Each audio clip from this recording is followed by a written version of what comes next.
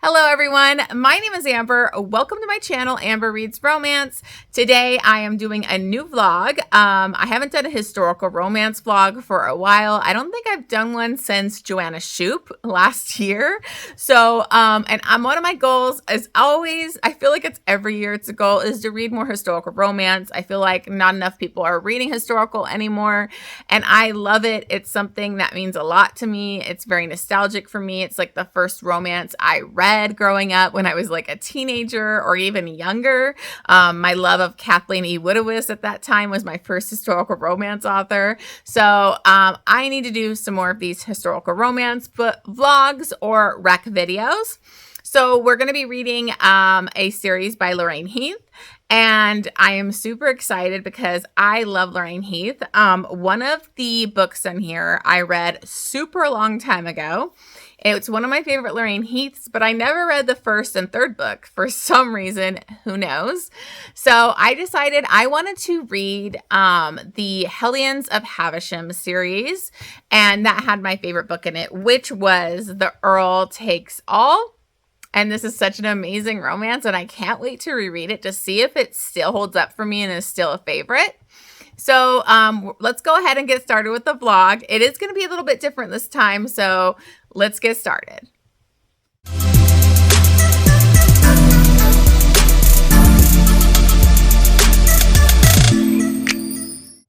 Okay, guys, so what I'm going to do different on this one is, since it is 3 books, and as you know, if you've watched my vlogs, I go into like all these details, give spoilers, just lots of check-ins, and then I end up having a super long vlog, and I don't want to do that for 3 books. That's just way too long. Nobody's going to watch that entire thing.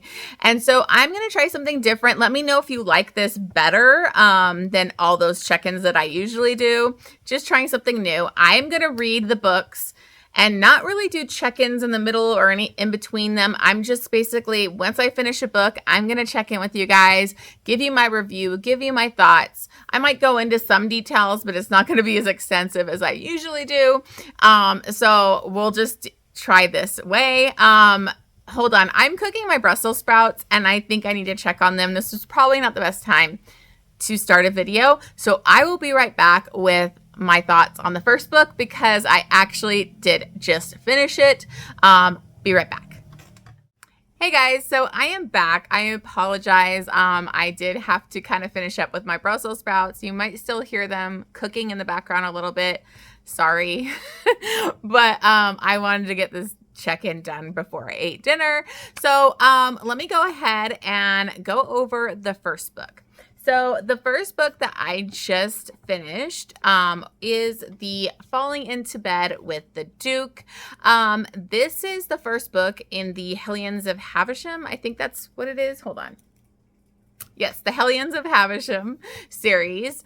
And this is actually featuring Minerva Dodger. And when I heard the name Dodger, I was like, wait a minute, that sounds familiar. And then they brought up her father being Jack Dodger, and I was so excited by that, because Jack Dodger is probably one of my favorite Lorraine Heath heroes. And, you know, I think it was the Scoundrels of St. James. I'm trying to remember what that series was called, but I think it's like In Bed with the Devil or something. I'm probably getting that completely wrong. Sorry if I am, but I love Jack Dodger. I gave that book 5 stars. I absolutely love him. So it was great. That's one of the best things about this book to me, was seeing Jack Dodger and his wife, and what an amazing father Jack Dodger is to his daughter. So anyways, that's just a side note. So this basically is about Minerva Dodger. And then we also have Ash, Duke of Ashbury. And Minerva is she considers herself pretty much a plain Jane. She's reaching spinster. Like, she's basically a spinster. She doesn't really care about getting married. And it's not that she hasn't had offers, she's denied them because she realized they were fortune hunters. Because Jack Dodger, he grew up on the streets. He had a very brutal life, and he owned his own gambling den, and he made a lot of money. So he's a very big, rich, self-made man. And he married a woman that ended up, her husband passing, and she already had a son. So he kind of helped raise that son. So anyways, as you can see, I love Jack Dodger. So she has a really good, dowry and money that comes with marrying her. So she's found that a lot of these men are just offering because they want her fortune, and she doesn't want any part of that. She wants basically love and all of that, craziness. So she decides she wants to go to this club. Hold on, let me remember what the club is called.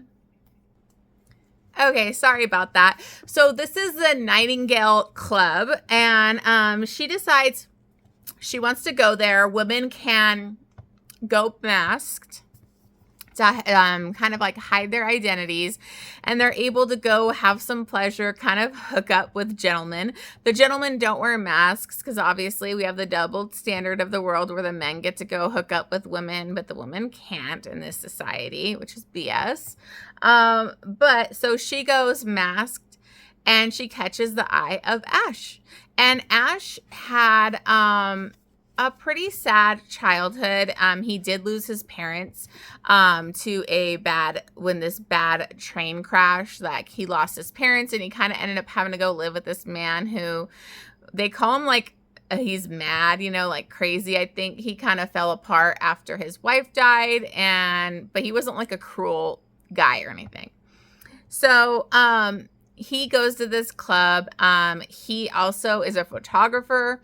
Him and his friends, they are part of this kind of crew, the Havisham Hellions, whatever. And they actually,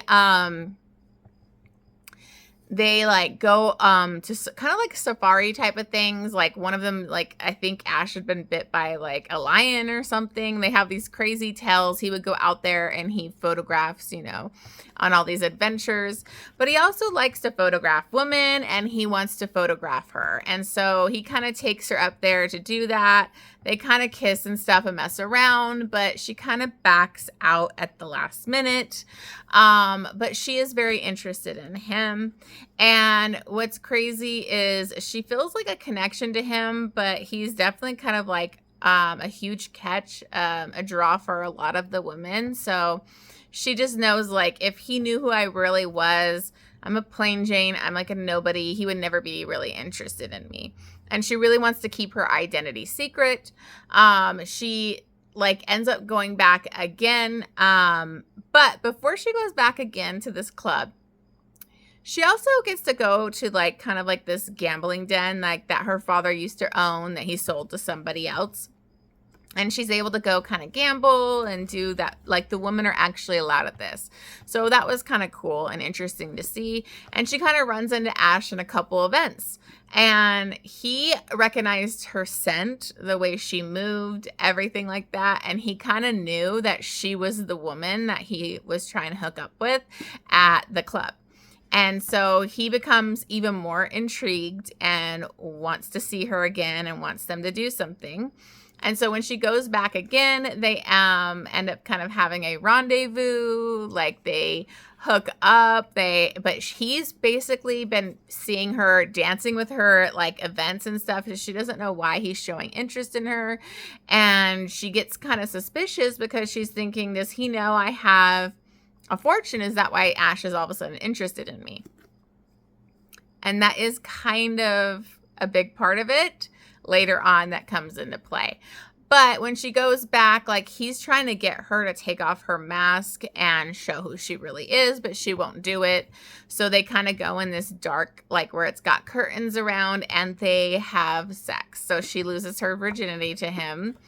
And he basically starts this, like, after the fact, he had learned that some investments he made were not wise investments, and that now his financial situation is not looking good, and he needs a bride and a dowry. And guess who would be perfect is Minerva. And he thinks she would be perfect because they have this amazing sexual chemistry, and he doesn't really think that he could love, and doesn't really think about love, but he thinks that they could be like a good marriage, but he needs her to think that he's wooing her and not interested in her fortune.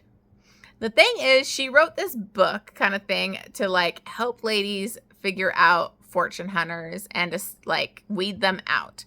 And he ends up using this book as a guide on how to woo her, so it doesn't look like he's after, her dowry and her fortune.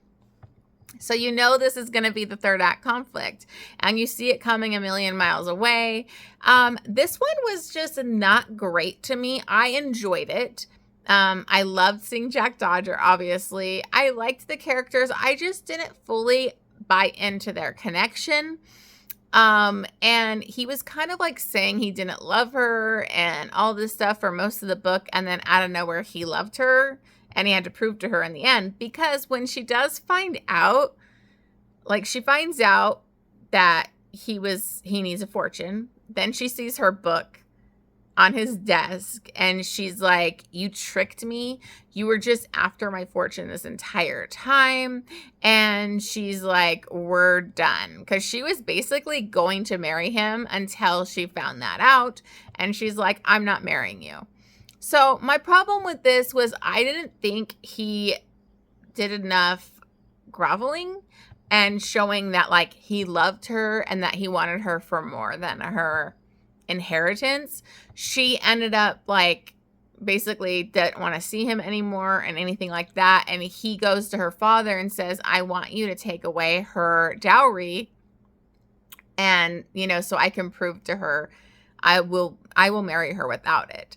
And Jack Dodger's like, I'm not going to take away her money, but he ends up doing it so that Ash can prove to her that he cares about her enough, that he doesn't need her money, and he'll sell some of the stuff he had from his adventures, and then they can be together. So that was his big way of showing, he was devoted to her, and I just didn't fully buy into it.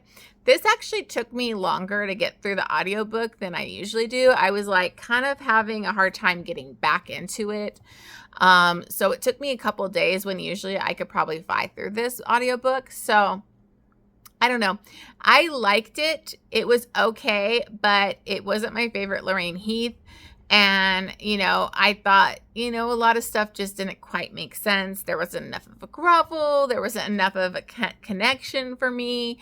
I did love seeing Jack Dodger and his wife, but what I'm really excited for is the second one, which is the one that I loved. And that was what was cool about this, was there was a lot of building up of the side characters. And you're going to see this other character in the second one, which is Edward Alcott. And he's basically in love with his brother's wife. I believe they were twins, and I won't go into it yet, but we'll go into it once I start that book. But you get to see he's kind of comes off as a playboy, always into the adventures, a player, doesn't want to get married.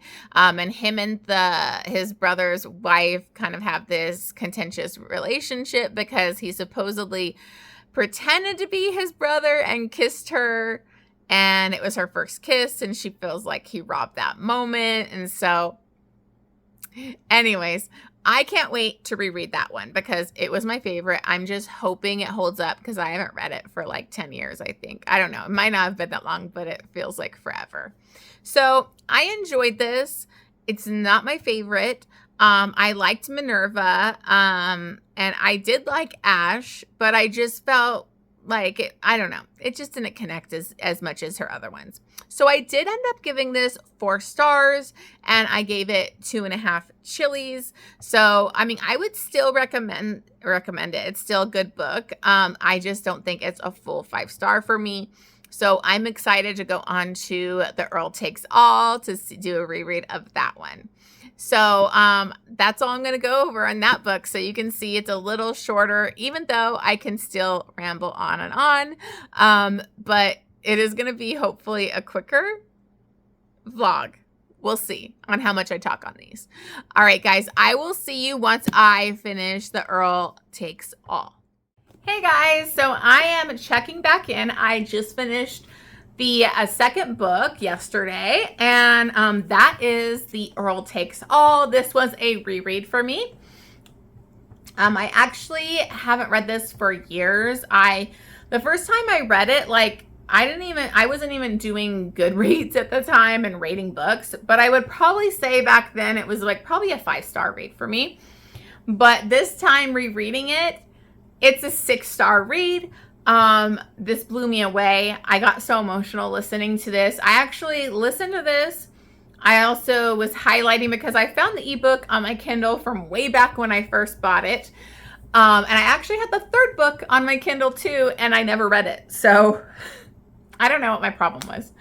But anyways, this book was so fantastic, you guys. I loved rereading it. I was highlighting like crazy. This is like one of the most perfect historical romances. In this, we have a crazy setup because we have Edward, and he is one of the twin brothers that, you know, you're introduced in the first book. And he has basically been pining and in love with his brother's wife because his twin brother is married to Julia. And actually a long time ago when his brother was like courting Julia, she was waiting out in the gardens for his brother. He shows up and kisses her, and they have this amazing passionate kiss. And, you know, but then she says his brother's name, and he kind of has to break it to her like, I'm Edward. And she felt very betrayed, like he just fucked with her. And, you know, he kind of was secretly hoping she was actually waiting for him, but I mean, she was falling in love with his brother. So that started a kind of awkward relationship for them because he was basically really into his brother's woman. And so he kind of had to come off as a dick and never want to be around her and all of those kind of like enemies to lovers vibes, even though they weren't really enemies, because he just had to kind of separate that and just never go there. Because he loves his brother so much, and his brother really loves his wife. But in this, him and his brother adventures, they would go on these kind of like adventures. Same with Ash would go with them and be photographing and going to different locations and in the wild. And so they happened to go kind of like on a safari. I don't know if they really did safaris back then. I don't know. But they went to Africa, and a tragedy happens, and his brother, Edward's brother, dies. And so, but his brother had asked him to basically go home, and he needs to pretend to be his twin brother because Julia is pregnant. She's late in her pregnancy, but she has had multiple miscarriages, and he doesn't want his wife to lose the baby. Edward doesn't want her to lose the baby. So he basically has to come home and pretend like Edward died and that he is the brother, her husband. And so he has a really hard time with this because he doesn't fully know how to, he's kind of like a fun, you know, he kind of came off like a player, but he kind of just did that because he was living his life and he loved her and he couldn't be with the one person he loved. And so he didn't know like how his brother and her acted in their home. Did they even sleep together in the same bed, which they did, that they were like intimate, and she's like seeing differences when he comes home from how Edward is to his brother. And he's trying not to be Edward, but it's so hard to be like his brother. And she still expects like kissing and stuff. So she feels very like separate from him because he's not doing it. So he eventually has to be like kissing her and stuff. They don't have to have sex because they're being careful with her pregnancy. But once they start kissing, like, it's passionate. Just like her. And she's thinking about her first kiss with Edward too, because she loved her husband. Her husband loved her. But they didn't have the same passion and connection that her and Edward have. And so it's definitely hard for Edward because he's loved her for so long, and she thinks he's the brother. So it's really hard. So they basically have to try and live this dynamic until she has the baby, because he needs to make sure she has the baby, has a healthy baby, doesn't lose it. But even once she does have the baby, oh my God, too, when she gives birth, like, he wants to be in the room with her, which back then that was like a no-go. And he's like, no, I'm freaking staying here. Like, I put this baby in her. I'm going to be here for her. And it was just so swoon-worthy. I can tell you so many swoon-worthy moments in this book. Like, it is so good. I love Edward so much. I mean, talk about a pining hero. He falls first. That's Edward. And it's so angsty because once she has a baby, like, he still doesn't want to tell her. He knows he needs to tell her, but he knows she's going to hate him for lying to him and pretending to be his brother. And so he still kind of continues lying for a little bit, like, oh, let's just wait till after the holidays. And I want to wait till she's fully healed. And so, what ends up happening is doesn't tell her, and she's fully healed and she wants to get it on. She's wants to have sex with her husband. And what's so funny about this too is Juliet is a dirty talker, and I loved that. Lorraine Heath brings the spice in her historical romances, which I really appreciate. And I love seeing a dirty talking woman. It was amazing. So her husband had been deaf in one of his ears, so she would always whisper like really dirty stuff to him, like she wants his cock in her and all this kind of stuff. And she does that to Edward. Edward is not deaf. The first time she did it, he had to like cover. He was like shocked, but he had to like cover like he didn't hear her, because he was like, oh yeah, my brother, is deaf in that ear. But when they finally are like getting it on, he finally kind of says, fuck it. Like, I'm going to be with her and I'm just going to live as my brother. And that's just how it's going to be. She says something dirty in his ear again, but he's so into the moment. He's like, oh, you're naughty kind of thing. And she just, everything halts. She's like, what? Like, you heard me? And he tries to play it off like, oh, well, you must have said it loud enough. And she's like, no, I didn't.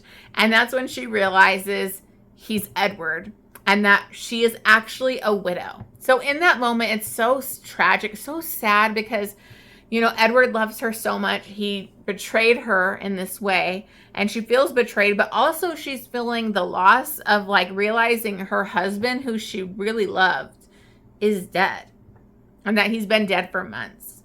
And so she feels so betrayed, wants nothing to do with him, kind of moves into a different wing, and they're kind of living this thing apart, because he's like, you can't tell the servants or anybody, because we've been living together as man and wife. This will ruin you in society. We need to figure out what we're going to do. And so they slowly, like, they're living apart, but he's just this amazing father figure to her daughter. And she'll like spy on him, and he's telling her these stories. Oh, and there's this added thing of she loves like painting these cute characters, like these whimsical characters, that she's kind of made characters for each of the boys, which were the twins and Ash and then Locke, that grew up together. And he like is such a storyteller that like he was such an avid storyteller. Edward would really tell these embellished maybe stories of their trips in Africa and all this kind of stuff. So he'll like tell these amazing stories to the daughter, and she'll like listen in, and he's just so sweet with her. And eventually he actually goes to town, and you get to see all these amazing things about Edward, because he kind of played off like the rake playboy kind of personality to kind of push her away, and just played up that persona when he's such an amazing man. His twin brother had even like written in a journal like that he was more suited to be the Earl than him, but he was born like a few minutes early or something, so he got to be the Earl. And so there's just so much more to Edward than anybody else got to see. And oh my God, there's just so much to this book, you guys. I love it so much. So like an example of how amazing he is, he goes into town to get her these tarts that she really loves. even though she's not eating with him or speaking to him. And he runs into this poor little boy who's trying to get food for his sick mom.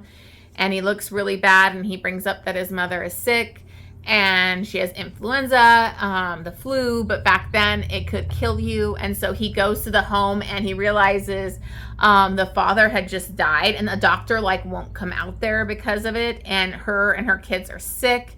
And he basically stays there and mends her and works, does everything and stays by her side to break her fever and get her through it. But by the time he gets back home, he is very sick. So we have some caretaking in this, where he's a caretaker to some stranger out of the goodness of his heart. What an amazing man. And then Julia finds out he's sick and takes care of him. So this kind of like softens the situation between them, and she realizes the way she viewed Edward was not the real Edward. And, and he had also had this long talk with her about how he was in love with her and he wanted to tell her, but he was just having a hard time. And so they decide to slowly kind of start a relationship. He slowly courts her because she needs to feel Edward not thinking of her husband and see if there's really that something between them that's like not because it's her dead husband kind of thing. And so it's this really sweet like courtship, and you get to see that she did love her husband. They had a great relationship, a respectful relationship, but what she has with Edward is just so much more. And I just love this. It's so swoon worthy.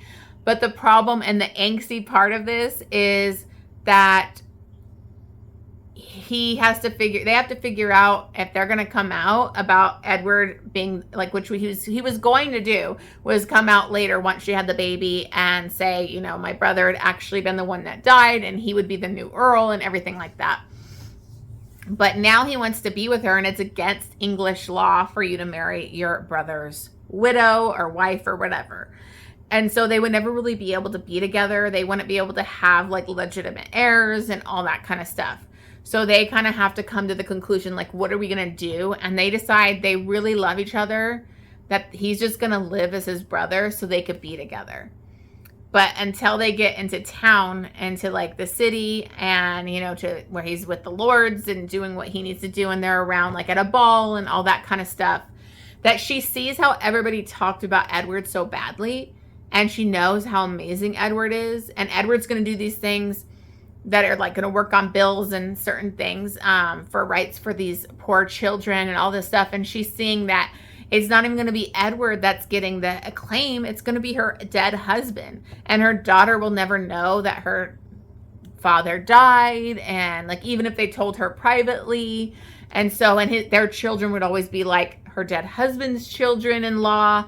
And so she just can't go through with it. So they're like literally, oh my God, I was crying because she tells him she can't do it, and he just wants to hold her in bed, and it's like they know they can't be together, and that she's like, you need to marry someday and, have an heir, and it just broke my heart. But Lorraine Heath gets us out of it. We figure out a way for them to be together, and that was just so beautiful. I'm giving everything away in this book, but his brother could you kind of realize that, you kind of realize that his brother knew all along in these letters, like this diary that he had written, because he had told his brother to do this thing before he ever even died. He died instantly because he was attacked by a mother gorilla to save Edward, because Edward was playing with this baby gorilla. And he told him days before, kind of like a premonition of like, if I die, you need to make sure you go back as me, kind of thing. And he kept saying, and go to Switzerland. And they kept bringing this up, and she was like, I don't even know what he's talking about, go to Switzerland. I don't care about Switzerland. And then he finds out by the Mad Marquis that had like helped raise them when their parents died. He's like, you can go to Switzerland because that's what people have done to get by this law. They'll recognize your marriage as legal in Switzerland, and then you can come back here and it's recognized as a legal marriage. You will have a lot of scandal, but you can actually go to Switzerland and get married. So that, like, he knew, he's like, my brother knew that I loved her this whole time. And it's just, and he was like, it was kind of like his blessing of them being together, which was something that was really hard for him, knowing that he was with his brother's like love, and that he kind of stole his brother's woman, but his brother kind of gave his blessing and knew that like he loved her. So okay, you guys, I've talked so much about this book. I freaking loved it. It was 6 stars. Edward is like one of my favorite heroes now. I love this book so much, and I'm trying not to get emotional just talking about it. So I highly recommend it. I listened to the audiobook on AnyPlay. I have the ebook, and now I have the physical copy that I want to eventually transfer all my annotations to. So, so happy to reread this. I'm so happy. So I will be checking back in with you guys once I read the 3rd book, which is going to be Locke's romance, and he's the son of that Mad Marquis guy. So I think is it Marquis or Marquess? Marquis. I'm probably saying it wrong, you guys. I'm sorry. Anyways, I will check back in with you once I finish that book. Hey guys, so I am back for my final check-in because I did finish the 3rd book in the Hellions of Havisham series, and that is the Viscount and the Vixen. This is Locke's romance. Locke was actually the son of the Mad Marquess. He grew up with, you know, the other heroes, Ash and Edward, and then Edward's twin, obviously. They all grew up in that home, but it was kind of like a weird upbringing because his father, people think he's crazy, but he basically never moved on. But when his wife died during childbirth, and so that's why it's sad. Locke, his first name is Killian, and he says his father named him that because he killed his mother. So that's just tragic by itself. But Marston is like his father. He's one of my favorite parts of this book, honestly. It's just so heartbreaking to see this older man like basically let his place fall into ruin because he didn't want to change anything or do anything. And he feels like his wife is outside in the moors and she's haunting him, and he just wants to be with her. And it's just heartbreaking. So Locke has had to grow up in that kind of environment. Marston had actually taken in the other heroes from the 1st book and the 2nd book when their parents had died in that train accident. So they were all kind of raised around this. But don't think that Marston's like this horrible guy or anything, because he did his best with them and he is so lovable. Like, he's one of my favorite parts of this book. So in this book, it has a really interesting setup because Locke discovers that his dad, the Mad Marquis, or Marquess, sorry, can't talk, had put out an advertisement for a wife. And he just randomly tells Locke, oh yeah, she's on her way. She's going to be here soon and I'm getting married. And Locke is like, what the F? Like, who is this woman? And this is Portia. She's in a very desperate situation and she needs to get married right away. And she had a previous relationship that she's kind of running from, and that kind of like destroyed her. And so she needs financial security and for other reasons why she needs to get married as soon as possible. And so they had like signed a contract too, like that if he didn't marry her, he owed her like a certain amount of money. And so Locke is not having it. He does not want her to marry his father. He's like, this is a fortune chaser. She's just after money. She's going to take advantage of my father. And so he kind of looks at the contract, reads the fine print, and is like, you know, I can marry you. So she doesn't want any of that. She just wanted this older husband that was sweet and like she didn't have to have a relationship really. But Locke is like, you know, I don't believe in love. I'm never going to love. And so she's like, okay, let's do it. So they end up getting married. Which of course was his father's plan all along. He like totally set this up, and I just love that how he'd been harassing his son to get married. He needed an heir, and so he set this up as himself getting married because he needed an heir, and all that kind of stuff. So I just love his father because he totally conned them into getting into this marriage. So they start off like with a pretty sexual relationship. She is the Vixen. She's not a virgin. She had said she had previously had a child and whatever, and that her husband died and she's a widow. Is that the correct story? We'll see, because she's hiding a lot of secrets. Throughout this book, she really wants to tell him, but she's too scared to tell him. And she thinks it'll be fine because he does not want to be in love. He doesn't want anything to do with love because of what happened to his father. He doesn't want that. So he's all about their sexual relationship, but that's about it. And so to me, the first half of this book was like really slow going for me. It just kind of dragged on. It's just them in this house together and them having sex and all that.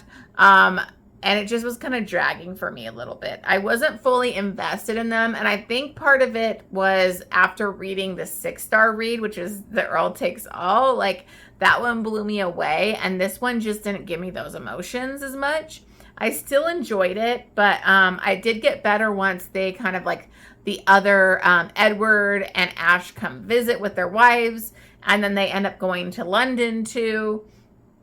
So it did kind of pick up in the last half of the thing, but I don't know. I didn't connect to this couple as much. Honestly, the father was the best part of this book to me. I loved his character. He was so funny. It was great to see him, like Portia starts to clean up these rooms. Every room was like locked up and had dust and just falling apart. And she started to slowly like clean out all these rooms.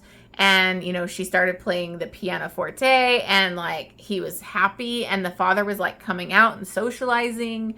And so I loved seeing that. Like that was really beautiful. So, you know, I liked it. I didn't love it.